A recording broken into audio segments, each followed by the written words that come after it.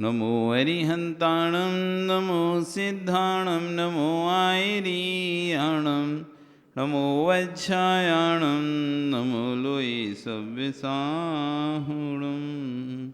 बोले अनंत अनंत श्री भगवान की, आदिरम आदिनाथ भगवान की, प्रत्वांश शनि महावीर भगवान की, आचार्य वादिराज श्री महाराज की, आचार्य विश्व सागर जी महाराज की, अहिंसा में विश्व धर्म की।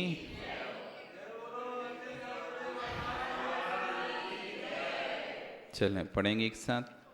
एकी भावं गते विमया या स्वयं कर्म बंधो घोरम दुःखं भवभवगतो दुर्निवारा करोति तस्याप्यस्य तैजिनरवे भक्तिरुन्मुक्त चेत् जेतुं शक्यो भवति न तया को वरस्ताप हेतु ज्योतिरूपं दुरितनिवह ध्वान्तविध्वंस हेतु तामेवाहु जिनवरचिरं तद्विद्याभियुक्ता चेदो वासे भवसि च मम स्फारमुद्भासमान तस्मिन्नः कथितमो वस्तुतो वस्तुमीष्टे आनन्द्रासु स्नपितबन्धनं गदगदं चाभिजल्पन् यस्या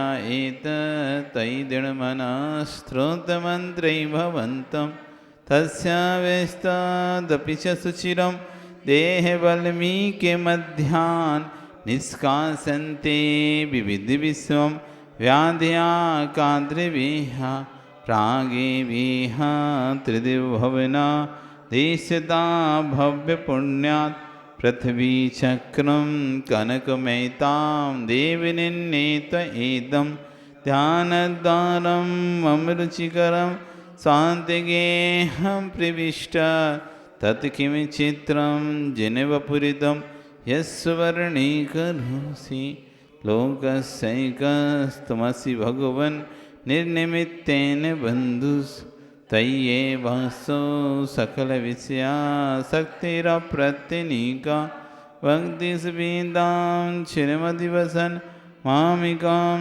चित्तशय्यां मय्युत्पन्नं कथविततः क्लेशयो जन्माटव्यां कथमपि मया देवि दीर्घं भ्रमित्वा प्राप्ते वेयं तव न कथा स्फारपीयूषवापि तस्या मध्ये हिमगर्हिमं व्यूषिते नितान्तं निर्मग्नं मां न जहति गतं दुःखितावोपतापा पादन्यासादपि च पुनतो यात्रया ते लोकी हेमाभासो भवति सुरभिः श्रीनिवासस्य पद्मा सर्वांगीण सरस्वती भगवन् त्वय्यशेषं मनो मे श्रेया किं तस्मैरहर यन्नमामभ्युपेति पश्यन्तं तद्वचनमृतं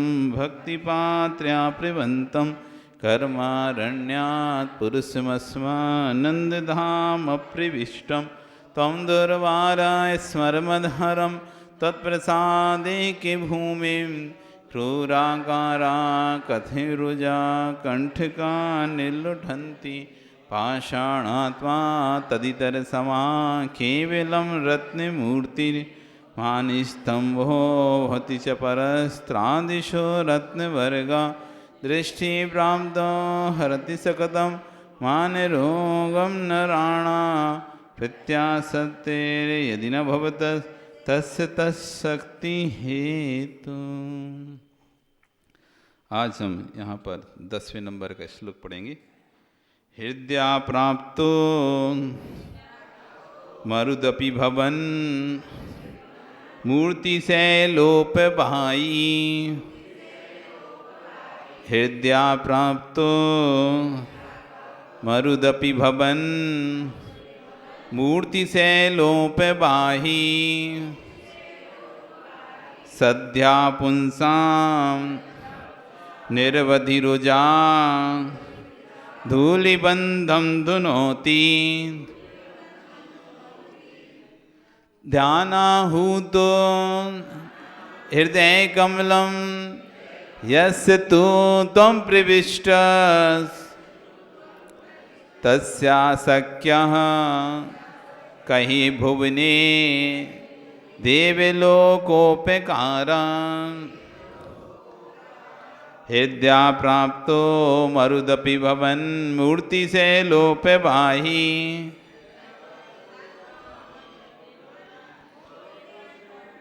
सद्या पुंसा निर्वधिरुजा धूलिबंधम दुनोति ध्यानाहूतो हृदय कमलम यस्य तु त्वं प्रविष्टः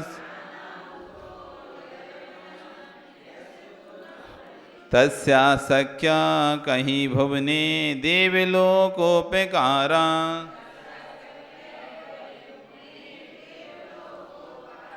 पढ़ेंगे एक साथ।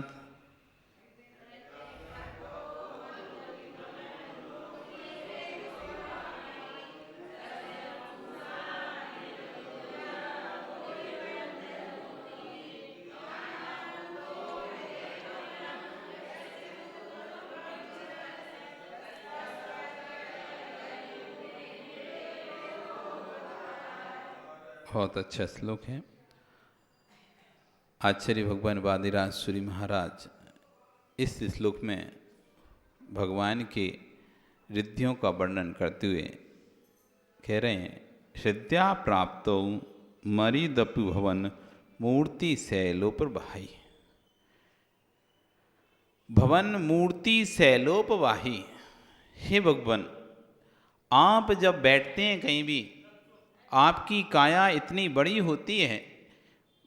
आदिनाथ भगवान 500 धनुष के थे। कितने धनुष के थे? 500 धनुष। एक धनुष लगभग 6 फीट का होता है, तो 500 धनुष मतलब 3000 फीट। कितने लंबे थे?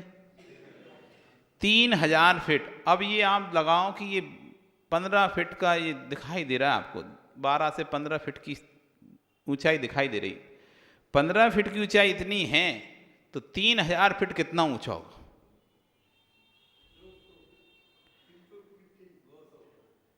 और जैसे आप 5 साढ़े 5 फीट के हैं, बैठ जाते हैं तो कितने फीट के रेंज लग जाते हैं? 3 फीट के आसपास हो जाते हैं। 3 पौने 3 फीट के हो जाते हैं, आधे हो जाते हैं। बैठने के बाद कैसे हो जाते हैं? आधे हो जाते हैं। कमर का नीचे के भाग से अपन लें तो आधे, क्योंकि हमारा कमर का पूरा जो नाभि तक है ये सेंटर कहलाता है। नाभि हमारे प्रत्येक व्यक्ति का नाभि सेंटर होता है। जितना नाभि से ऊपर का भाग है उतना नाभि के नीचे का भाग होता है, तो सेंटर हो गया।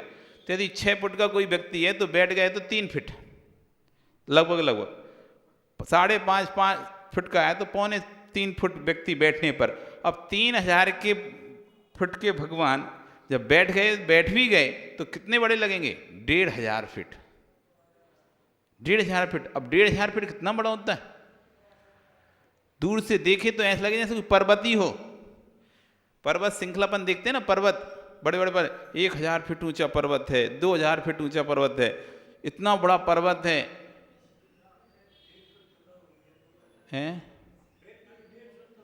150 तल्ला। तब 150 तल्ला सोचो। अभी आखिरी वो कौन का है? सबसे ऊंची बिल्डिंग कौन सी है? बुर्ज खलीफा। कितना तल्ला है? 160 के आसपास है ना, 160-65 तल्ला है। तो वे भी छोटी छोटी तल्लाएं हैं। वे भी 8-8 फीट की, 6-6 फीट की तल्लाएं होंगी, 7-7 फीट की। 165 भी हैं तो, क्योंकि 12-12 फीट की तो होती नहीं। ऊपर जाके वो छोटे छोटे पार्टीशन रूप में बनाते चले जाते हैं, जिससे वेट कम रहे और काम ज़्यादा हो। लेकिन आप जिस तल्ले की बात कर रहे हैं 100-150 तल्ला, तो वो तो 15 फीट के हिसाब से कर रहे हो, 10 फीट की तल्ला के हिसाब से कर रहे हो। तो फिर भी 150-200 फीट की वो बिल्डिंग कैसी लंबी दिखाई देती, दूर से एकदम पर्वत जैसी, पहाड़ जैसी दिखाई दे रही है। तो भगवान जब बैठेंगे तो कैसे दिखेंगे? 500 फीट के, 500 धनुष के भगवान, 3000 फीट वाले भगवान जब बैठे तो ऐसा लग रहा, चौड़ाई भी जितनी लंबाई होती है उस हिसाब से चौड़ाई भी बढ़ जाती है। आपकी पालकी है 2.5 फीट की पड़ जाती है, 2.25 फीट 2.5 फीट की पालकी होती है। आप बैठते हो तो 2 फीट, 2.25 फीट, 2.5 फीट ऐसा पालकी बनती है आपकी, क्योंकि आप 5 फीट के हैं, 5.5 फीट के हैं, तो 2.5 फीट की, 2 फीट की, 2.25 फीट की आपकी पालकी बनेगी, आधी मान लो लगभग। तो ऐसे में 1,500 फीट और ऐसे में 1,500 फीट। अब वो जब बैठेंगे तो जैसे अपना आकार देखो, ऐसा पर्वताकार है शरीर का, ऊपर पतला है, नीचे आते आते आते पालकी तक चौड़ा। वो पर्वत कैसा होता है, नीचे से चौड़ा होता होता ऊपर ऊपर जाके सकड़ा होता जाता ना उसकी चोटी तक। तो दूर से देखने पर कोई पीठ से देखे तो कैसा लगेगा, कोई पर्वत ही बैठा हुआ, पर्वत ही है सामने। हे भगवान, आपकी जो मनोहर काया है, मूर्ति, जो आपकी मूर्ति, आपकी प्रतिमा है, सैलोपवाही पर्वत के समान है।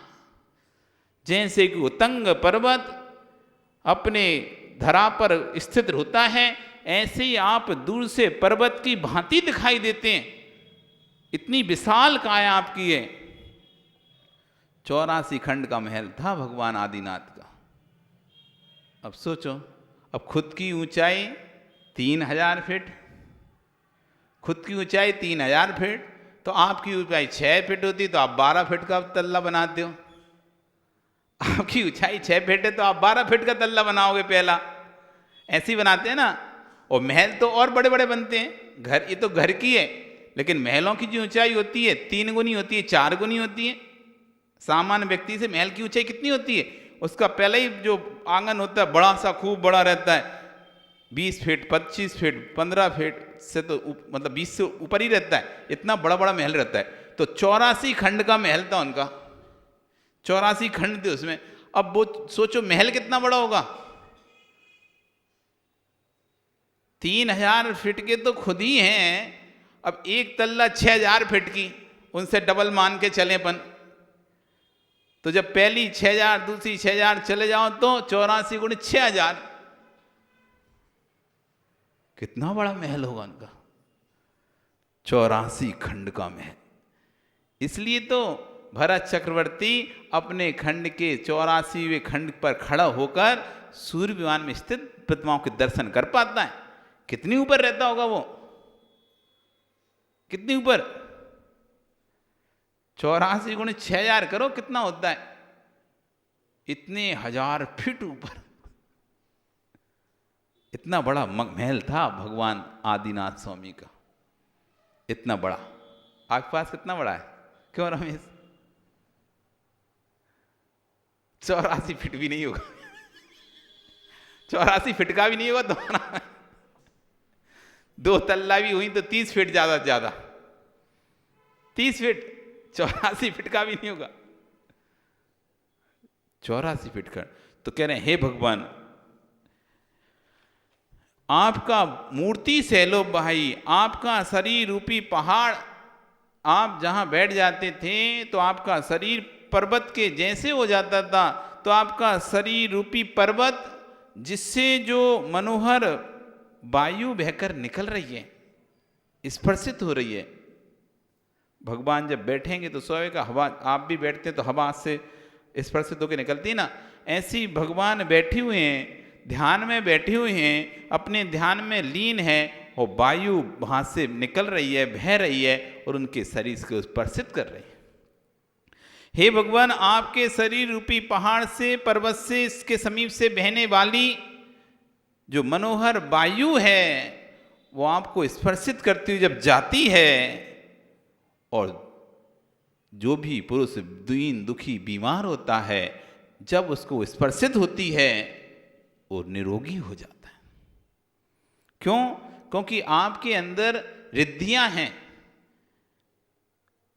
रिद्धि होती है, जिन मिडास के पास सर्वोषधि औषध रिद्धि प्रकट हो जाती है, उनका पसीना, उनकी खकार, उनकी श्लेष्मा, उनका मल मूत्र, सब उनकी सारी आँखों का मल, कानों का मल, नाक का मल, मुंह से मल, कहीं से ही मल निकलाओ, वो सारा मल औषधि बन जाता है।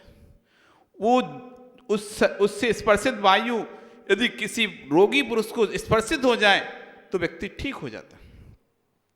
सनत कुमार नाम के मुनिराज थे, सनत कुमार नाम के मुनिराज, उनके पूरे शरीर में कोष्ठ रोग था, कुष्ठ रोग। उनको रिद्धियां प्राप्त हो गई थी, इतनी तपस्या करी ने। चक्रवर्ती थे, कहाँ 3-6 खंड के राजा चक्रवर्ती, और कहाँ दीक्षा धारण करने के बाद पूरा शरीर कुष्ठी हो गया, असाता करने घेर लिया। उनको ऐसी रिद्धि प्राप्त हुई, वो चाहते अपने शरीर को ठीक कर सकते, लेकिन तब भी इतने बैरागी थे, विरक्त थे। उनके हाथ में ही रिद्धि हो गई थी। वो जिस चीज को हाथ लगाकर अपने शरीर को लगा दें, वो चीज तो अपनी वो दवाई का औषधिक काम करती थी। इस तरह पर वो इतने विरक्त थे कि वो उपयोग नहीं करते थे। इंद्र ने जब एक बार सभा में ऐसा बोला कि बहुत विराग शरीर से कोई विरक्ति किसी को देखना है तो सनत कुमार मुनिराज की विरक्ति देखो। एक इंद्र से रहा नहीं गया। अरे सौदर मिंद, आपके घर में भी आप किसी प्रशंसा करो तो हर कोई को सहन नहीं होती। समाज में भी हर की प्रशंसा हर कोई सहन नहीं कर पाता। आप किसी प्रशंसा करो तो दूसरे का मुंह उतरता है। प्रशंसा कोई करता है, प्रशंसा किसी से की जा रही, चेहरा किसी को तर रहा है। उसकी प्रशंसा क्यों कर रहा है? ऐसा क्या है उसमें जो हमें नहीं है? अरे ठीक है, सब अपनी अपनी जगह पर हैं। किसके अंदर कौन सी हर व्यक्ति के अंदर हर गुण नहीं होता, ये विशेष ध्यान रखना। आप किसी भी क्षेत्र में बहुत ज्ञानी हो सकते हो, किसी क्षेत्र में आप बहुत विद्वान हो सकते हैं, हर क्षेत्र में आप विद्वान नहीं हो सकते। बहुत से ऐसे क्षेत्र होते हैं जहाँ विद्वान भी अपने आप को छोटा स्वीकार करते हैं कि नहीं भैया, इस क्षेत्र में मेरा अधिकार नहीं है। किसी को भोजन बनाने में महारत हासिल है तो किसी को भोजन खिलाने में महारत हासिल है। जरूरी नहीं है जो अच्छा भोजन बनाता हो वो अच्छा खिला सकता हो, और ये जरूरी नहीं जो अच्छा खिलाता हो वो अच्छा बना सकता हो। ये अलग अलग कलाएं हैं। किसी को भोजन बनाने की महारत हासिल है, खिलाने की नहीं है। वो खिलाना नहीं जानता, बनाना तो अच्छे से जानता है लेकिन खिलाना नहीं जानता। और एक खिलाने अच्छे से जानता है लेकिन बनाना नहीं जानता। तो जो बनाने में महारत हासिल कर रहा है तो खिलाने में वो जीरो है।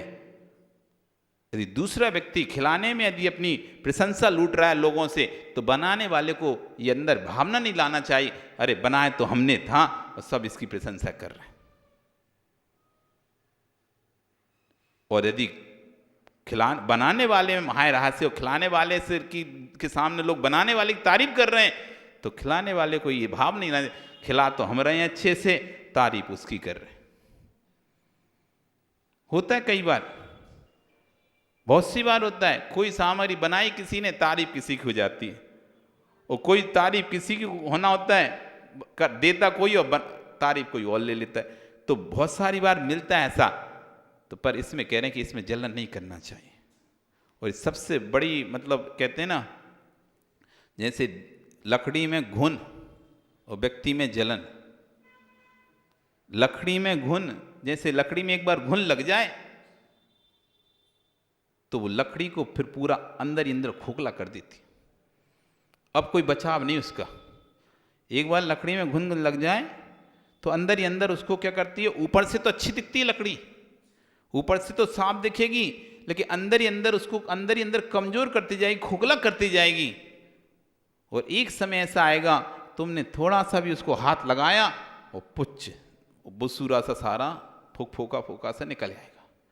ऐसी जलन घुन की तरह होती। घुन जब उनको किसी से जलन हो जाती है ना, ईर्ष्या दाह जिसे कहते हैं, वो हमारे पुण्य को अंदर ही अंदर जला देती है।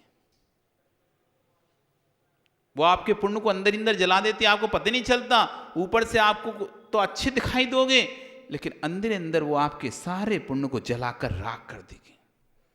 ईर्ष्या इतनी खराब है, ईर्ष्या खराब है। चिता तो एक बार व्यक्ति को जलाती है, चिंता हर क्षण जलाती है, ईर्ष्या हर क्षण जलाती है। जैसे कि घर का चंदोबा, वैसे कपड़ा अग्नि में लगाओगे तो एक दिन में, 1 घंटे में, 1 मिनट में जल के खत्म हो जाएगा। लेकिन वही चंदोबा ऊपर बंधा हुआ है, नीचे चूल्हा जल रहा है। जब जब चूल्हा चलेगा तब तक वो कपड़ा जलेगा। तुमको लग रहा है कपड़ा तो ऊपर बंधा है, चूल्हा तो नीचे, कैसे जल रहा है? बिल्कुल जल रहा है, आपको पता नहीं चल रहा। उस चूल्हे की आंच उसके तंतुओं को जला रही है। ज्ञान कम क्यों हो जाता है व्यक्तियों का, जिनके ज्ञान क्षोभसम पहले खूब थे, कम क्यों हो गए? खोज करो। आप किसी ना किसी जलन कर रहे हो तो आपके ज्ञान तंतु जल के नष्ट हो रहे हैं। ईर्ष्या से हमारे ज्ञान तंतु जल के नष्ट हो जाते, कम हो जाते, हमारी स्मरण शक्ति खत्म होने लगती है। ईर्ष्या इतनी खराब है, इसलिए कभी किसी से जलो मत, बराबरी मत करो। आप अपने आप को इतना ऊंचा बना लो कि दूसरा अपने आप आपको बुला के कहे कि भैया आओ। किसी को पीछे मत धकेलो, आप खुद इतना ऊपर उठ जाओ। किसी को नीचा मत करो, आप खुद इतना ऊपर उठ जाओ कि लोग आपको सिर उठाकर देखें। लोग आपको सिर उठाकर देखें। एक छड़, क्या कीमत है उसकी? लोहे की छड़ की कोई कीमत नहीं है। इतनी बड़ी छड़ 10 रुपए में, 5 रुपए में मिल जाएगी आपको, बड़ी सी छड़। लेकिन वही छड़ जब सुइयों का आकार ले लेती है, वही छड़ एक पार्ट्स का आकार ले लेती है, वही लोहा जब किसी पार्ट्स का आकार ले लेता है, वही छड़ें जब सुइयों का आकार ले लेती हैं, हजारों रुपए में बिक जाती है। इतनी सी कितनी सारी हो जाती है। अपने आप को इस तरह से ढाल लो कि आपकी कीमत अपने आप होने लगे। वो देव से राह नहीं गया, क्यों? कैसे सुन सकता है कोई किसी की प्रशंसा? नहीं सुन सकता। आज एक राजा ने 2 विद्वानों को बुलाया और 2 विद्वानों से पूछा, भाई अमुक विद्वान कैसा है? तो अरे वो तो निरा गधा है, कुछ नहीं जानता। अच्छा, उसने दूसरे कमरे गया, दूसरे विद्वान से, वो विद्वान कैसा है अमुक? अरे वो तो बैल है, बिल्कुल बैल बुद्धि है, उससे कुछ नहीं आता। जब भोजन पर दोनों को बुलाया, साथ बैठाया, तो एक के सामने वो सूखा भूसा रख दिया, एक के सामने हरी घास रख दी खाने के लिए। ये क्या है? तुमने तो बोला तो गधा है और तुमने बोला तो बैल है, तो बैल क्या खाते हैं और गधे क्या खाते हैं? वो रख दिया। बैल जो खाता है उसके लिए भूसा है, गधा हरी घास खाता है उसके लिए हरी घास है। अब आप ही तो एक दूसरे को बोले थे कि ये गधा है और ये बैल है। अब कैसे हम तुम्हें विद्वान कहें? जो विद्वान एक दूसरे की प्रशंसा सुनना पसंद नहीं कर पा रहा, जो विद्वान एक दूसरे की स्तुति सुनना पसंद नहीं कर पा रहा, एक दूसरे को नीचा दिखाना। आप देखो भाषाएं, अरे वो कोई नहीं जानता, कुछ नहीं जानता, हम जानते हैं सब अच्छे से। एक व्यक्ति दूसरे व्यक्ति जब बुराई करता है, आप देखो उसको ध्यान से, बिल्कुल तटस्थ होके, ये कैसे उसके गुणों को अवगुणों के रूप में बदल रहा है।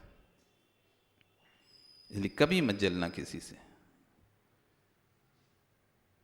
अपने पुण्य आपके साथ है, आपका जितना पुण्य है वो वस्तु आपको उतनी मिलेगी। ईर्ष्या करने से जितनी मिलनी थी वो और चली जाएगी। ईर्ष्या करने से अब जिसका व्यापार अच्छा चल रहा है, आप अपनी दुकान से बैठे बैठे देख रहे हो, इतने ग्राहक आ रहे हैं उसकी दुकान पे, इतने ग्राहक आ रहे हैं, अरे आ रहे हैं उसके पुण्य से। किसी की लाइन लगी रहती है दुकान पे, और किसी कोई मक्खी भगाता रहता पूरे दिन भर बैठा बैठा। अब उसकी जलन करने से क्या उसकी दुकानदारी बढ़ जाएगी या उसकी कम हो जाएगी?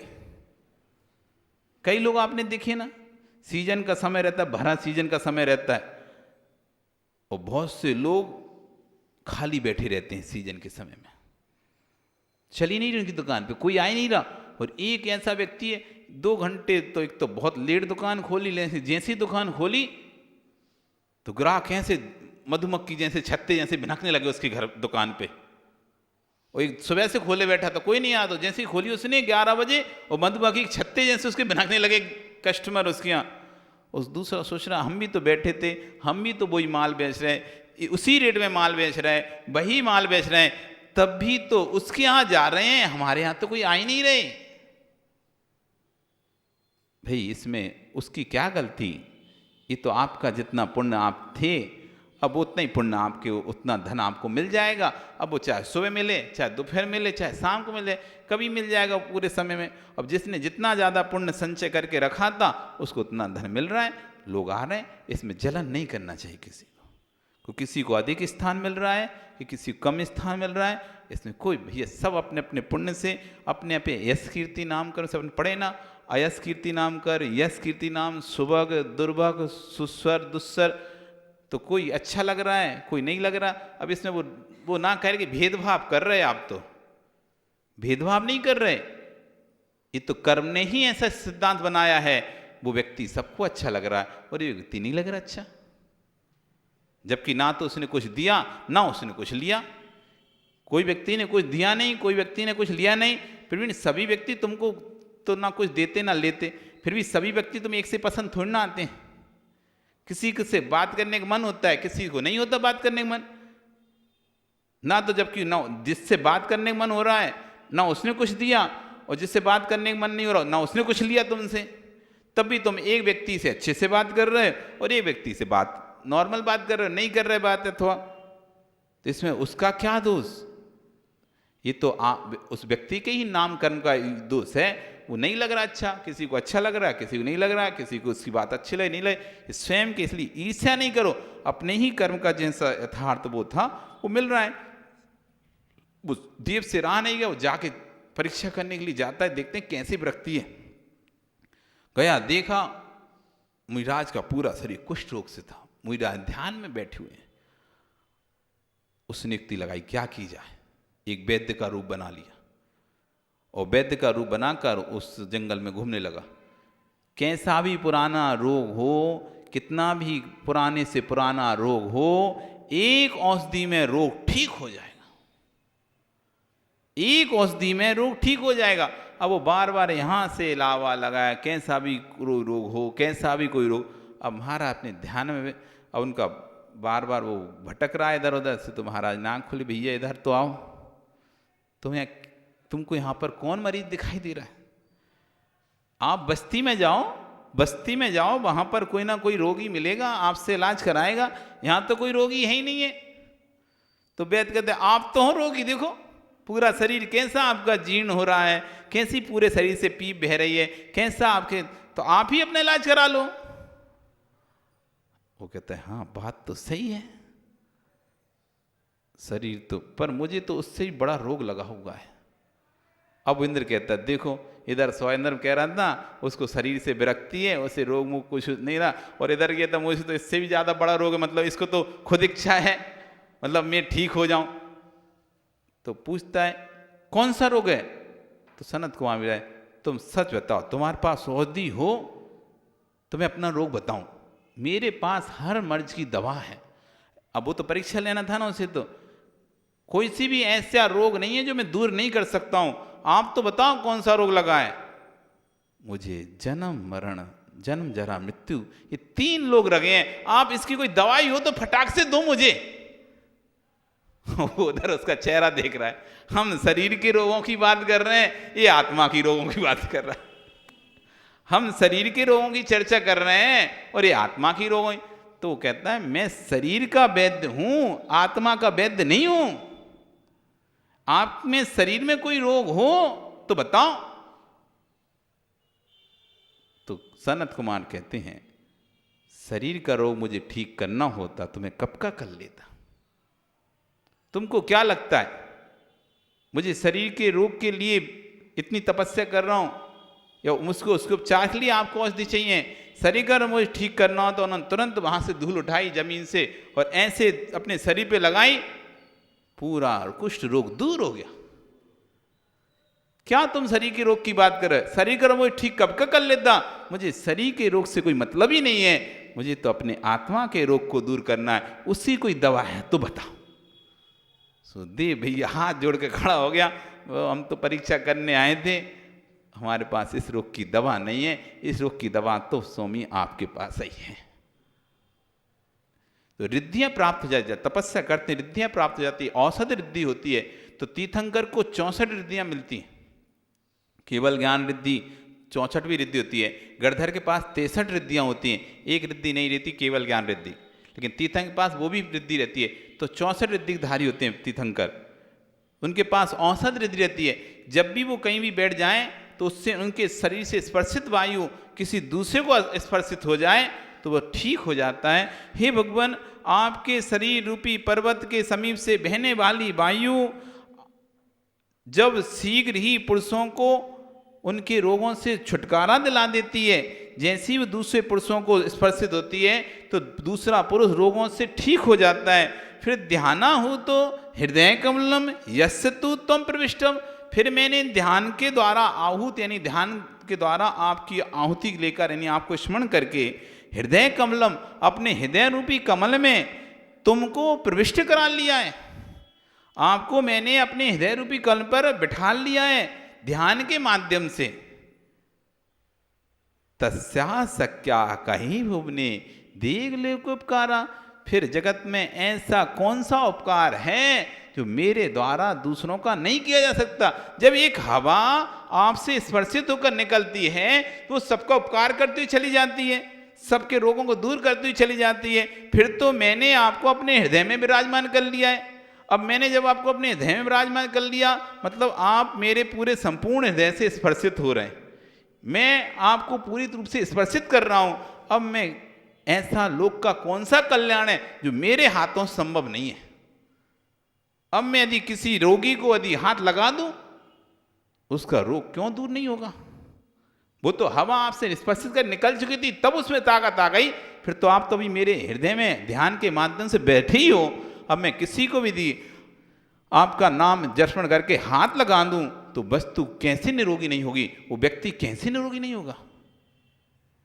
सबसे बड़े चमत्कार है श्रद्धा, आस्था, भक्ति। श्रद्धा से यदि कोई व्यक्ति आपके सिर पर हाथ रख दे, भगवान को स्मरण करते आपके सिर पर हाथ रख दे, आप ठीक हो जाओगे। बीमार हो और आप उसके पास श्रद्धा से भर के आए हो, उस श्रद्धा से भर के आप आए हो, उसने कह दिया जा ठीक हो जाएगा, हाथ भी रख दिया, वो व्यक्ति ठीक हो जाता है।